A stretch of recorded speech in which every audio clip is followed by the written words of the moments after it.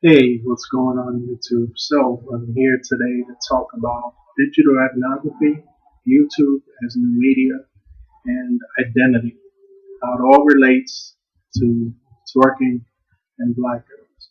So, to share my insights on digital ethnography, I'm just going to borrow from one of my recent essays, and where I said the following.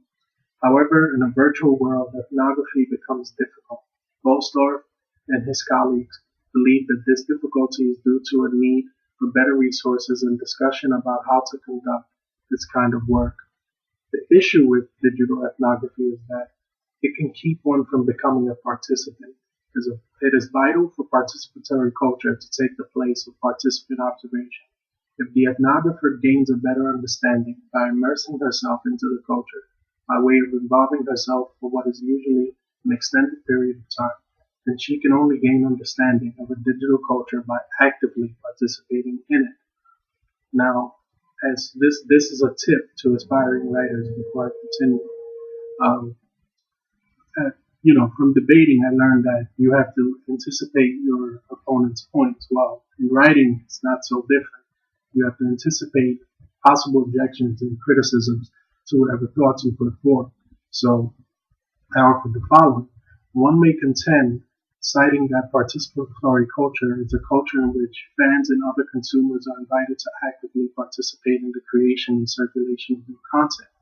However, as it pertains to our project on YouTube, we were obligated to produce media. It's analogous to T.L. Taylor's studies on online gaming communities, EverQuest, and World of Warcraft in particular. The difference being that people on YouTube aren't represented as avatars per se. In a sense, they are. These avatars can be an image that they chose to represent themselves, an actual image of themselves, or no image at all. Unlike an online game which features a world all its own, YouTube is a world of consumers, producers, and people who can do both simultaneously. Thus, participatory culture is important if one is to immerse herself into the culture of YouTube. At the beginning of the class, I didn't have an opinion about twerking. However, by immersing myself in the culture, by way of watching videos and listening to the emic perspective, I came to view it as a form of expression. Moreover, I came to be opposed to objectification and slut shaming, which are common and evidenced by the comments below these videos. So the way we participated was through a new media platform that we all know as YouTube. So to here to talk about YouTube as new media, I'll just pass it over to Dan Brown. What is new media? The term gets thrown around a whole heck of a lot in our neck of the woods, but what does it really mean? Well, in the most basic sense, new media is just any media, the audience for which is primarily based online. Blogs! And podcasts! And YouTube! Oh my. In the old media world, in order to even have a chance to turn your vision for some sort of media into a reality, you've got to know people, you've got to know the protocol, you've got to get your foot in the door, and most importantly, you've got to be able to persuade executives that your idea is going to be profitable. In the new media world, however, all of that gets thrown out the window. In order to have a chance at success, the only person who needs convincing that your idea is a good one is you. And this significantly lower threshold for opportunity has resulted in countless people with ideas for media that 10 years ago would have been just thrown out the window and completely forgotten about, saying, what the hell, I'll put it online and just see what happens. Now, I'm not gonna lie, most of the time nothing too terribly significant comes of these things, but more often than old media producers would like to admit, you get someone like the 17-year-old kid who out of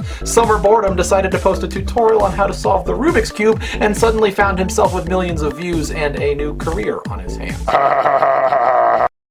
So, as you can see, this new media is relative to identity.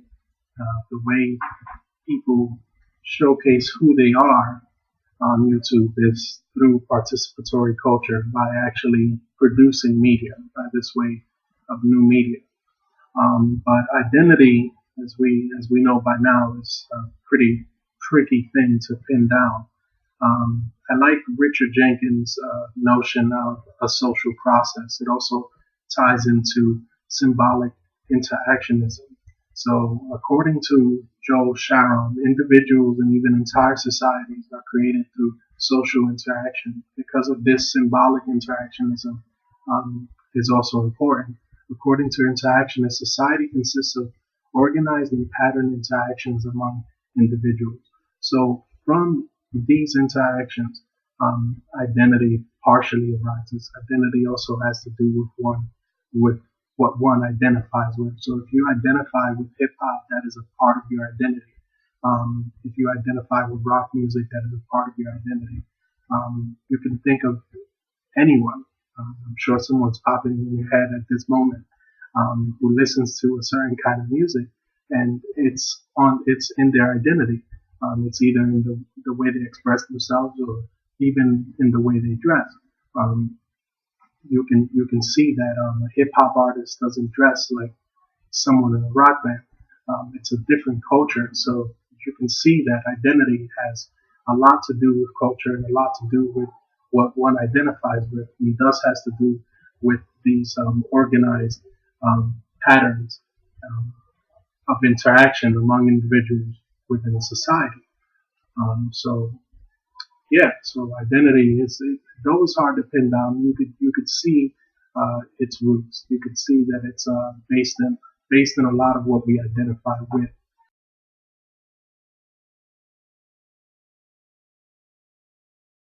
As I hope you've gathered, new media can be used as means to share identity and engage in participatory culture. When black girls on YouTube twerk, that's precisely what they're doing. Some of them tell us that they enjoy it. It follows that it's a form of expression. You could think of someone like Indy. There's a form of twerk even named after her. So she readily identifies with this dance as a form of expression. None of them say or imply that they're doing it to get the attention of men. None of them are looking to be objectified. It's a culture they identify with and a part of who they are. And through new media, they're sharing that with whoever's interested. And personally, I'm glad that they have. Word of advice: when you don't understand something, try to understand it deeper rather than coming at it with a superficial understanding, or what amounts to nothing but a bad opinion. Because usually, when you understand something very little, you're missing something important. And even though twerking on the surface looks sexually involved, or it just looks plain sexual, or whatever negative thought you might have had, to begin with, whatever negative thought you're having now as you're watching it, you just have to remember that there's a deeper level to anything. That's what anthropology is really about, to analyze that deeper level, to get to that deeper level, be participating in the culture and understanding the culture. So thank you for watching.